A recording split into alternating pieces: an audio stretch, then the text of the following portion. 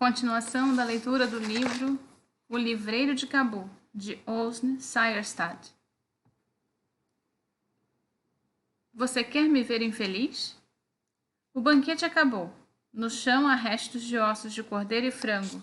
A toalha está coberta de grãos de arroz e manchas vermelhas escuras do molho de pimenta em volta das poças de iogurte branco. Por todo lado há pedaços de pão e cascas de laranja, parecendo ter sido jogados por cima de tudo após o jantar. 3 homens e uma mulher estão sentados nas almofadas ao longo das paredes. 2 mulheres estão agachadas no canto, perto da porta. Elas não participaram da refeição, e seus olhares por baixo dos xales fitam o ar, nunca cruzando com os demais. Os outros apreciam o chá sem pressa e com ponderação, como se estivessem esgotados. O mais importante está decidido e chegaram a um acordo. O Akil ficará com Shakila e Razu com Bulbula. Só falta determinar o preço e a data do casamento. Por cima do chá e das amêndoas glacê, decidem que Shakila custa $100, enquanto Bulbula é de graça. O Akil já trouxe o dinheiro e tira uma nota do bolso, estendendo-o para Sultan. Sultan recebe o dinheiro pela irmã com expressão arrogante, de quase desinteresse. Não era grande coisa o que recebia por ela. E Razu, por sua vez, respira aliviado. Ele teria levado anos para juntar dinheiro suficiente para a noiva e a festa de casamento. Sultan não está muito contente pelas irmãs e acha que elas desperdiçaram muitos anos querendo escolher demais, deixando escapar pretendentes excelentes. 15 anos antes poderiam ter tido maridos jovens e ricos. Foram exigentes demais. Mas não foi Sultan, foi a mulher dominante, sua mãe Bibi Gul, quem segurou o destino das irmãs com rédea curta. Agora ela está sentada de pernas cruzadas e balançando de um lado para o outro, satisfeita. A lâmpada de gás lança uma fraca luz de paz sobre seu rosto enrugado. As mãos descansam no colo enquanto ela sorri feliz. Ela parece não estar mais acompanhando a conversa. Aos 11 anos, ela mesma foi dada em casamento por um homem 20 anos mais velho. Era parte de um acordo de casamento entre 2 famílias. Os pais haviam pedido uma das filhas de uma família vizinha para seu irmão, mas os vizinhos só aceitariam se ficassem com Bibi Gul para o filho solteiro mais velho. Ele a tinha visto no quintal. Um casamento longo, 3 guerras, 5 golpes de estado, 12 filhos mais tarde. A viúva finalmente liberou as 2 filhas, mas ainda restava uma. Ela já as havia segurado por muito tempo. As 2 já haviam passado dos 30 anos e não eram mais tão atraentes para o mercado de casamento. Mas estão ganhando homens bem experientes. Aquele que esta noite sai pela porta, como noivo de Shalika, é um viúvo cinquentão com 10 filhos. O futuro marido de Bulbula também é viúvo, mas não tem filhos. Bibi Gul teve suas razões para segurar as filhas por tanto tempo. Mesmo que haja quem diga que ela foi injusta com elas, ela descreve uma delas, Bulbula, como pouco apta e um tanto inútil, o que diz prontamente em voz alta, sem pudores, mesmo com a filha presente. Bulbula tem uma mão rija e com pouca mobilidade, e uma perna manca. Ela nunca daria conta de uma família grande, diz a mãe. Bulbula adoecera repentinamente aos 6 anos de idade, e quando melhorou tinha dificuldade de se movimentar. O irmão diz que foi pólio. Os médicos não sabem. E Bibi Gul acha que foi tristeza. Bulbula adoeceu de tristeza quando o pai foi para a prisão, acusado de ter roubado o armazém onde trabalhava. Bibi Gul alega que ele era inocente. Ele foi solto após alguns meses, mas Bulbula nunca se recuperou. Ela tomou para si o castigo do pai, diz a mãe. Bulbula nunca frequentou uma escola, pois os pais achavam que a doença havia afetado também a cabeça e que por isso não saberia pensar direito. Bubula ficou nas saias da mãe. Isso não sabia e durante toda a infância. Por sofrer de uma doença misteriosa, nunca teve que fazer muita coisa. Foi como se a vida tivesse desistido dela. Ninguém se importava com Bubula, ninguém brincava com ela, ninguém pedia ajuda. Poucos tinham assunto para conversar com ela. Aquela mulher de 30 anos parecia sofrer de uma inércia peculiar, como se estivesse se arrastando pela vida, ou para fora dela. Seus olhos eram grandes e vazios, e ela quase sempre ficava com a boca semi-aberta, o lábio inferior pendendo, dando a impressão de estar prestes a dormir. No máximo, Bubula acompanha as conversas dos outros, a vida dos outros, mas sem mostrar grande entusiasmo. Bibigu já estava conformada que Bubula ia ficar arrastando os pés pela casa e dormindo no tapete ao seu lado pelo longo da vida, o resto da vida. Mas então aconteceu algo que a fez mudar de ideia. Um dia, Bibigu foi visitar a sua irmã na aldeia e ela vestiu a burca, arrastou Bubula consigo e pegou um táxi. Normalmente ia a pé, mas havia ficado tão pesada durante os últimos anos que tinha problemas nos joelhos e não aguentava andar os poucos quilômetros até a aldeia. Depois de passar fome na infância, da pobreza e do trabalho duro, enquanto jovem esposa, Bibigu desenvolvera uma obsessão por comida. Não conseguia parar de comer até esvaziar todos os pratos. O motorista que parou com para a burca gorda e a filha era um parente distante, o meigo Razu, que alguns anos antes havia perdido a mulher no parto. Já encontrou uma nova mulher? Bibigu perguntou ao motorista do táxi. Não, respondeu ele, que pena. Inxalá, você logo ache outra. Bibigu disse, antes de contar as últimas novidades da sua família, dos filhos, dos filhas e netos. Razu entendeu a deixa. Algumas semanas mais tarde, vieram suas irmãs para pedir a mão de Bubula. Pelo menos para aquele homem, Bubula deveria servir como esposa, Bibigu pensou. Ela concordou sem hesitar, o que era totalmente incomum. Dar a filha em casamento de imediato significava que esta não valia nada, que seria bom livrar-se dela. A espera e a hesitação aumentam o valor de uma jovem. A família do pretendente deve vir muitas vezes para repetir o pedido, persuadir e trazer presentes. No caso de Bubula, não houve muita negociação, nem presentes. Enquanto Bubula ficava olhando para o nada, como se conversa não lhe dissesse respeito, a irmã Shaquila está sempre ouvindo atentamente. As duas não podiam ser mais diferentes. Shaquila é vivaz, fala alto e é o centro das atenções. Tem gosto pela vida, cresceu bonita e gorda, do jeito que uma mulher afegã deve ser. Ela teve muitos pretendentes nos últimos 15 anos, desde que era uma adolescente esbelta até agora, saudável e robusta, sentada no canto atrás do forno, ouvindo a negociação da mãe e dos irmãos, sem dizer nada. Shaquila sempre teve muitas exigências em relação aos pretendentes. Quando as mães deles vinham procurar Bibigu para pedir sua mão, ela não perguntava como seria de praxe se ele era rico. Vocês vão permitir que ela continue com seus estudos? Era a primeira pergunta. Não, respondiam sempre, e o casamento ficava fora de questão. Shaquila queria ler e aprender, e que nenhum dos pretendentes via nada de útil numa esposa obstinada e instruída. Além disso, muitos deles eram analfabetos. Shaquila concluiu seus estudos e se tornou professora de matemática e biologia.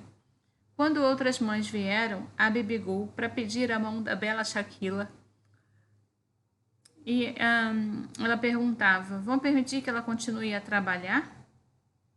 Não, isso eles não queriam. A Shaquila continuou solteira.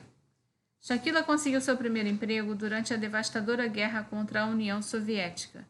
Todas as manhãs, Ela saía de salto alto e saia até os joelhos, como ditava a moda dos anos 80. E ela ia até a aldeia de Kudaidad, nos arredores de Cabul. Nem balas nem granadas a atingiram. A única coisa que explodiu em Shaquila foi uma paixão. Infelizmente, Mahmoud já estava comprometido num casamento arranjado e infeliz. Era alguns anos mais velho que ela e pai de 3 filhos pequenos.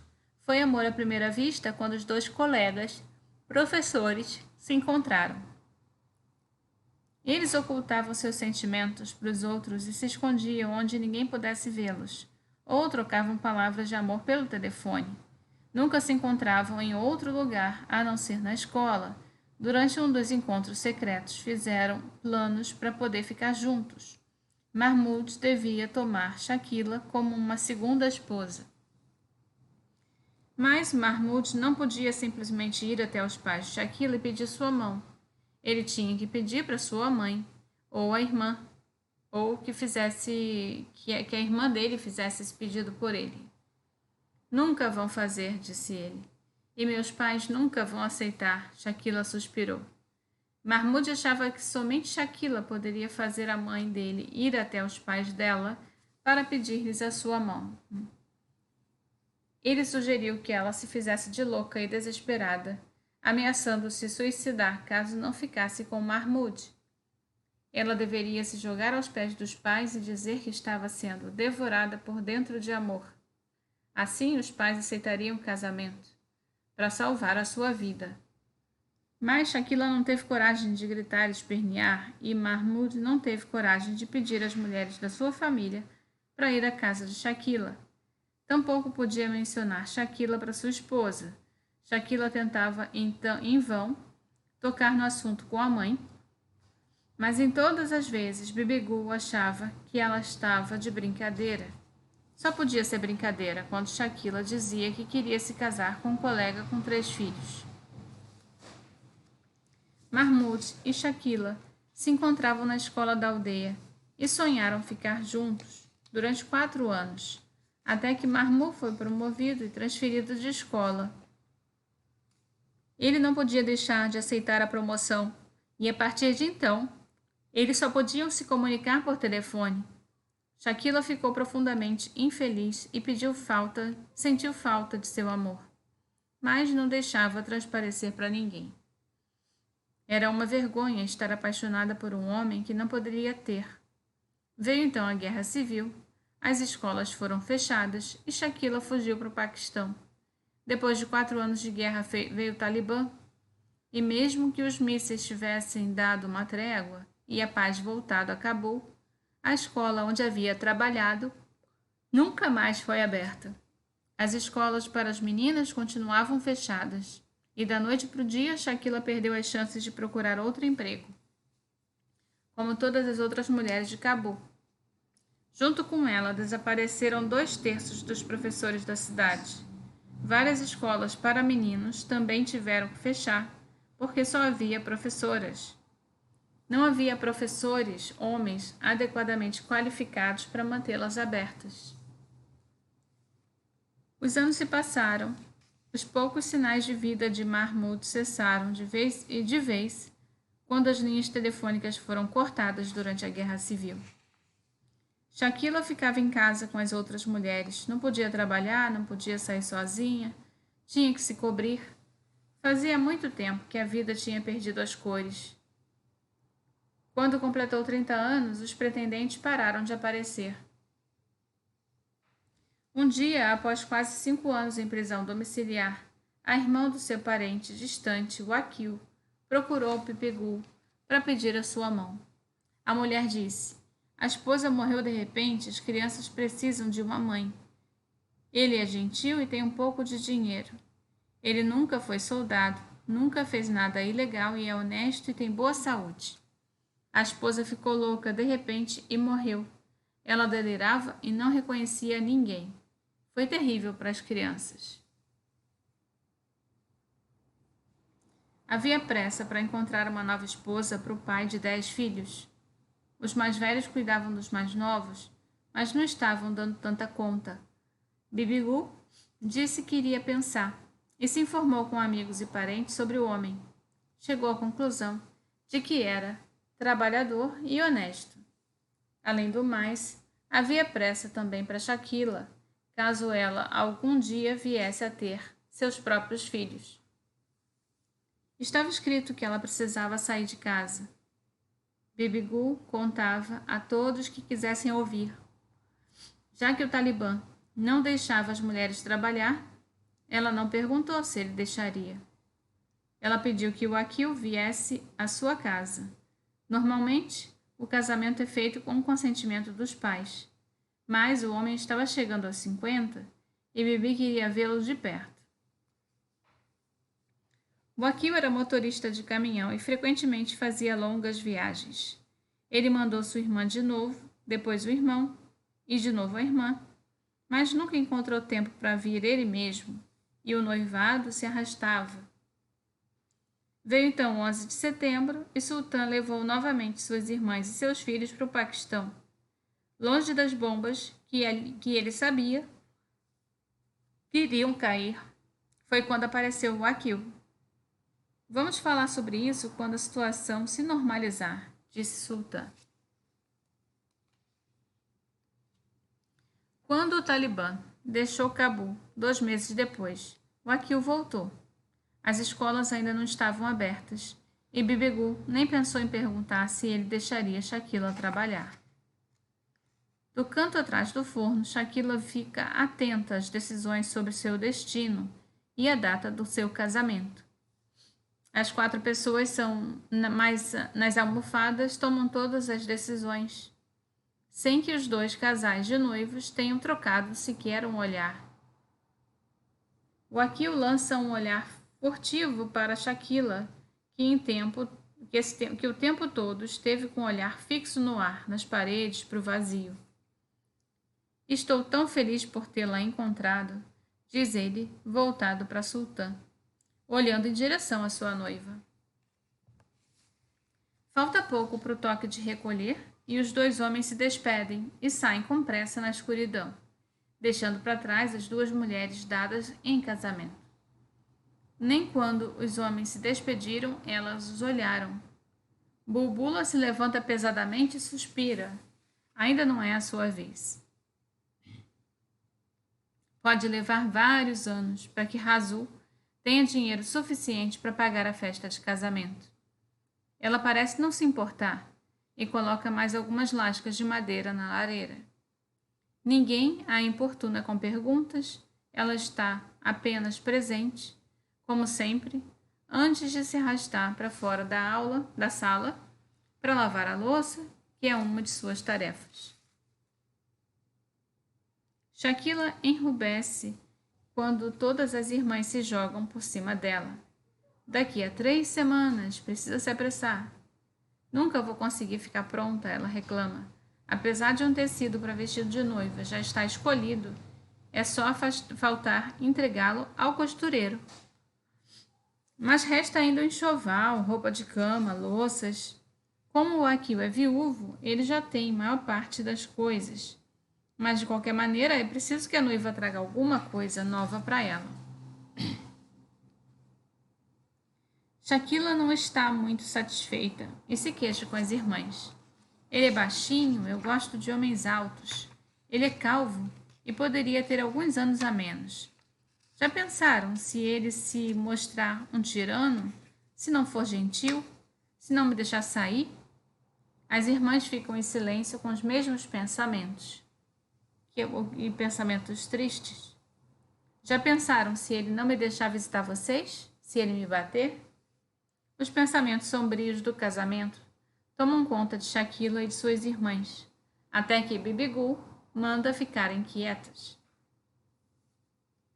Ele será um bom marido para você, ela diz resoluta. 2 dias depois do acordo, a irmã de Shaquila, Marianne, manda convites para a festa de noivado. Marianne tem 29 anos e é casada pela 2ª vez.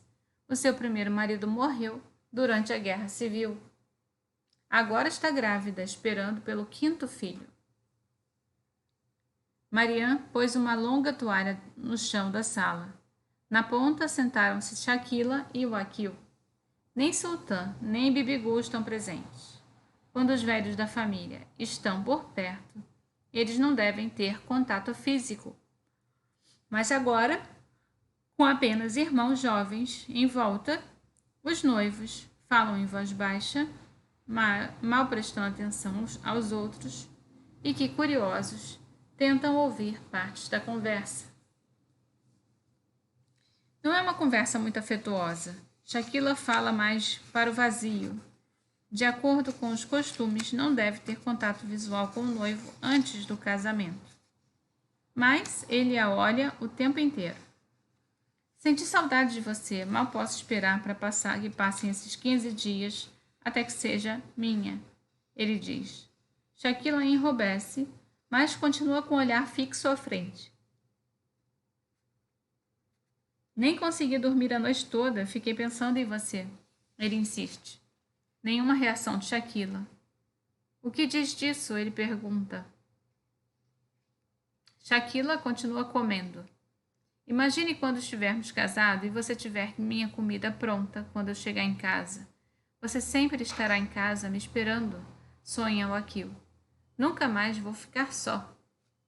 Shaquila se cala, mas depois toma coragem e pergunta se ele vai permitir que ela continue trabalhando depois do casamento. Wakil diz que sim, mas Shaquila não confia nele. Ele pode mudar de ideia assim que casarem. Mas ele assegura que se trabalhar a deixa feliz, deve continuar, além de cuidar dos seus filhos e da casa. Ele tira o chapéu, o pacol marrom usado pelos seguidores e líder da Aliança do Norte, Ahmed Shah Massoud. Agora ficou feio. Shaquila diz atrevida. Você não tem cabelo. É a vez de Wakil ficar acanhado. Ele não responde à ofensa da futura esposa e leva a conversa para terrenos mais seguros.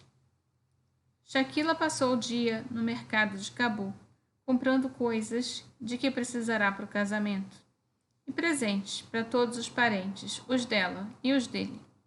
É o Wakil quem entregará os presentes com gesto pela família, que está dando em casamento. Ele paga e ela faz as compras. Xícaras, travessas, talheres, lençóis, toalhas de banho e tecidos para túnicas. Para ele e Hassu, ela prometeu a Hassu, o noivo de Bulbula, que ele poderia escolher a cor. Ela conta sobre as compras e ele pergunta de que cores são os tecidos. Um azul, outro marrom, Shaquila responde. E qual é o meu?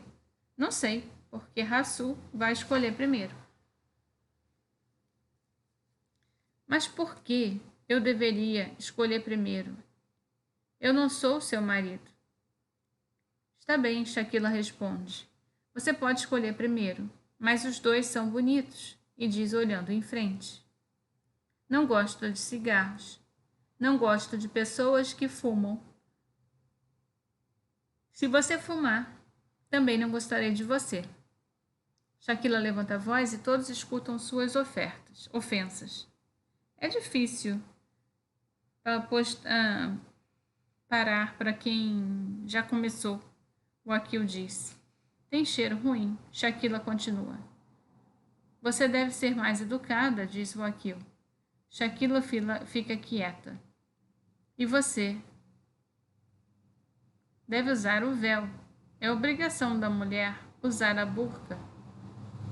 Pode fazer como quiser, mas se não usar a burca, eu vou ficar triste.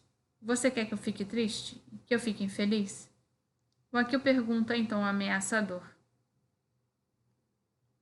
Mas se houver mudanças em Cabul e as mulheres começarem a andar com roupas modernas, eu também vou querer, Shaquila rebate. Você não vai andar de roupas modernas. Você vai querer me ver infeliz? Shaquila não responde. O Akil tinha algumas fotos de passaporte de carteira e olha para elas longamente, antes de estender uma para Shaquila. Isso é o que você vai guardar perto do seu coração, ele diz. Shaquila continua impassível e pega a foto de má vontade. O Akil precisa ir, falta pouco para o toque de recolher. Ele pergunta de quanto dinheiro ela precisa para ir para o resto das compras. Ela responde. Ele conta, pensa, dá algumas notas e devolve outras à carteira. Isso é suficiente. Shaquila acena com a cabeça, eles se despedem, o Akil sai e Shaquila se senta nas almofadas vermelhas. Ela respira aliviada e apanha uns pedaços de carne. Ele passou pelo teste. Ela deve aparentar frieza e insensibilidade até se casarem. É sinal de boa educação para a família que vai se perdê-la. Você gosta dele? A irmã mais nova, Maria, pergunta. Bem, estar apaixonada... o que quer dizer esse O que quer dizer Shaquila responde. Nem sim, nem não. Ele poderia ser mais jovem e mais bonito. Ela diz, franzindo o nariz. Parece uma criança decepcionada. Uma criança que, em vez de uma boneca que fala e anda, que tanto desejava, acabou ganhando uma boneca de trapo. Agora estou triste, estou arrependida. Se ele não me deixar visitar vocês, se ele não me deixar trabalhar, agora que posso, e se ele me trancar em casa? A lâmpada de parafina do chão estala. Os pensamentos sombrios assolam as irmãs de novo. Melhor encará-los na sua antemão.